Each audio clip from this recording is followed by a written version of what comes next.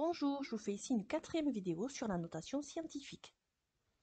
On va traiter ici l'application 2, comparaison de nombres en notation scientifique. Le tableau ci-dessous indique la masse de 4 planètes du système solaire. On a la masse de Mercure, Vénus, de la Terre et de Mars.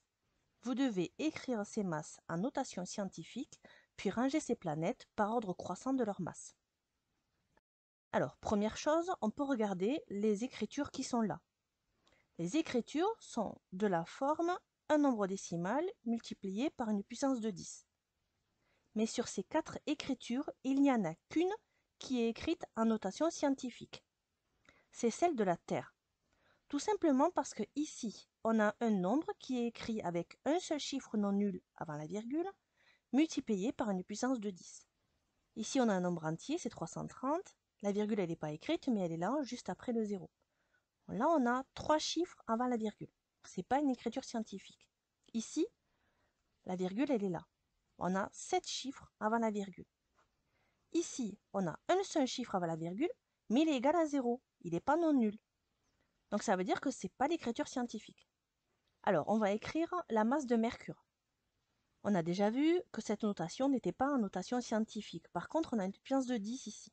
Donc comment on fait ça? En fait, on s'occupe seulement de 330.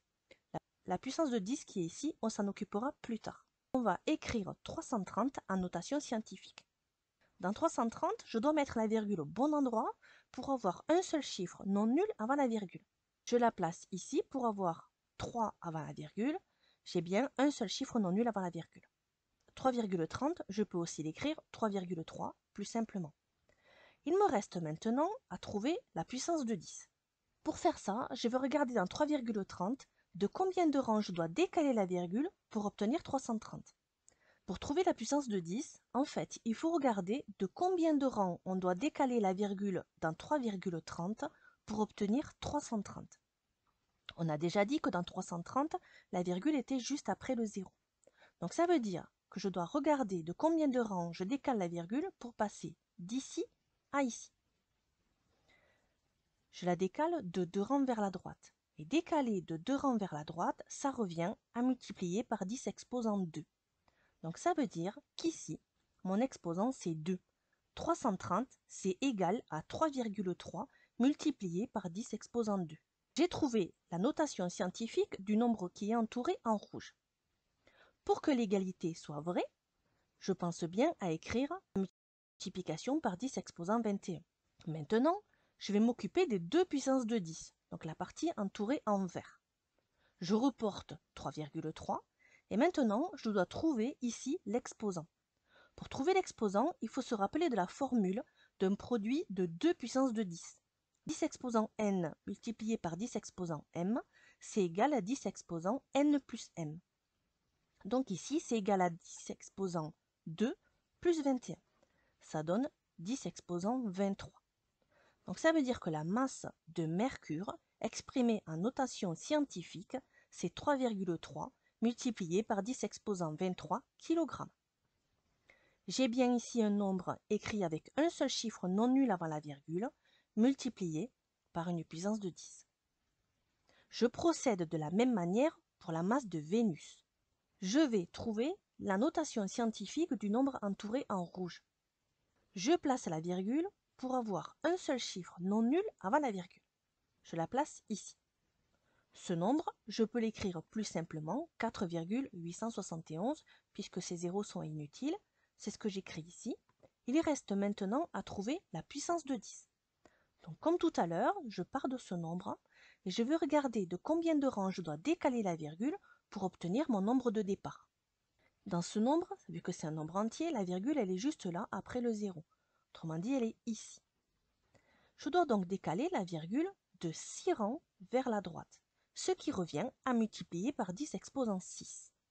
Je peux reporter ici mon exposant, et pour que les deux expressions ici soient égales, j'oublie pas de reporter ma puissance de 10 ici en 10 exposant 18. Une fois que j'ai fait ça, je m'occupe des 2 puissances de 10. Comme tout à l'heure, j'utilise la formule de produit de 2 puissances de 10. Donc ça donne 4,871 multiplié par 10 exposant 6 plus 18. Donc ça fait 4,871 multiplié par 10 exposant 24 kg pour la masse de Vénus. Pour la masse de la Terre, c'est facile puisque la masse est déjà exprimée en notation scientifique. Il suffit de la recopier. Pour Mars, on va procéder comme pour Mercure ou pour Vénus.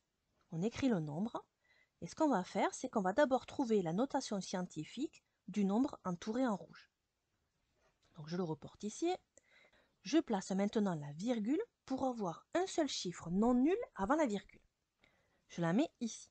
Ici, j'ai seulement le 6 non nul avant la virgule, puisque ces deux zéros sont des zéros inutiles.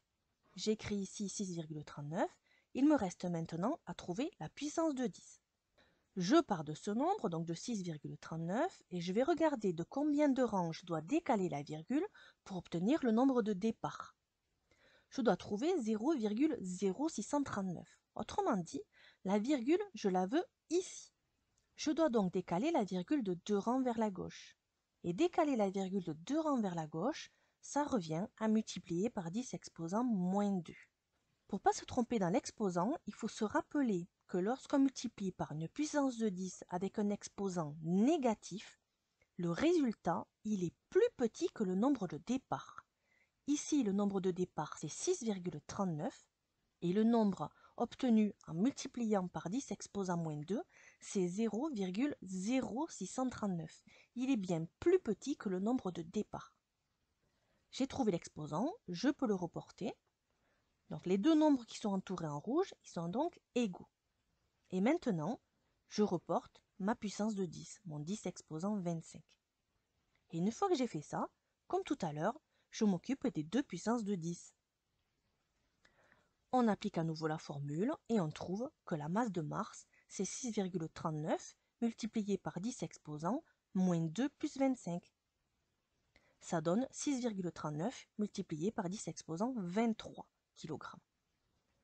Maintenant, je vais regarder mes 4 nombres écrits en notation scientifique. Et vous allez voir que lorsque les nombres sont écrits en notation scientifique, c'est très facile de les ranger dans l'ordre croissant. Ici, on a deux nombres qui sont écrits avec 10 exposant 23. Ici, on a deux nombres qui sont écrits avec 10 exposant 24. Pour les comparer, il suffit de se rappeler que 10 exposant 23, c'est inférieur à 10 exposant 24. Donc ça veut dire que les deux nombres qui sont en orange, ils sont plus petits que les deux nombres écrits en violet. Maintenant, il reste à comparer les deux nombres écrits en orange. Les deux nombres écrits en orange, ils sont tous les deux exprimés avec une puissance de 10 d'exposant 23. Pour les comparer, il suffit de regarder le nombre qui est devant. Ici c'est 3,3, ici c'est 6,39.